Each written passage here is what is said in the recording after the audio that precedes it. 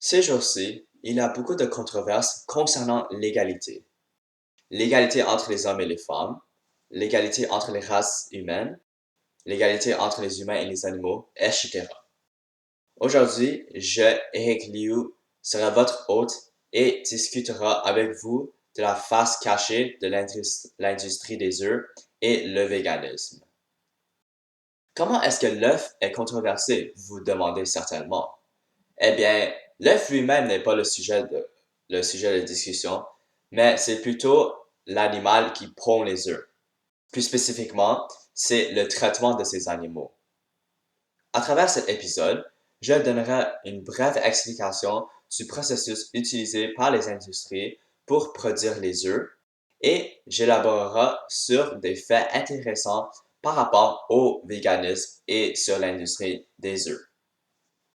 Premièrement, la vie d'une poule pondeuse commence dès la naissance.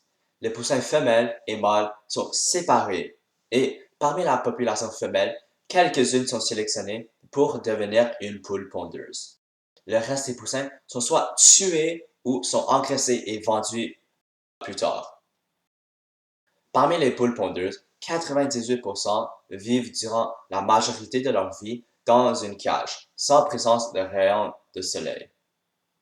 Ces cages ont la capacité d'environ 6 ou 7 poules par mètre carré. Ce sont des petits espaces de vie. En plus de ces petites tailles, les cages sont rarement nettoyées. Les conditions de vie sont terribles. Ces poules sont forcées à pondre jusqu'à 300 œufs par an, alors que naturellement, elles pondent seulement 20. Ces poules ont une longévité seulement de 1 an dans ces abattoirs, alors que normalement, une poule peut vivre entre 5 et 10 ans. C'est un abus total et inacceptable devant le jugement des véganes et un consommateur quotidien comme moi. L214, Éthique et animaux, est une association à but non lucratif française et a comme but de défendre des animaux. Comment y arrive-t-il à défendre les animaux, vous vous demandez certainement. Donc, L214 fait des enquêtes dans les poulaillers des fermes et des abattoirs. Après ces enquêtes, il diffuse des vidéos choquantes de ce qui se passe dans ces usines d'animaux. L214 est aussi bien sûr sur les côtés des véganes. Cette association a filmé des conditions de vie des poules pondeuses à plusieurs poulaillers et a publié des vidéos en ligne en leur exigeant de fermer ou de changer leur manière de produire les œufs. Originalement, le ministère de l'Agriculture et de l'Alimentation de France, Stéphane Travert, a fixé les objectifs de rendre 50% des poules pondeuses en élevage alternatif avant 2022.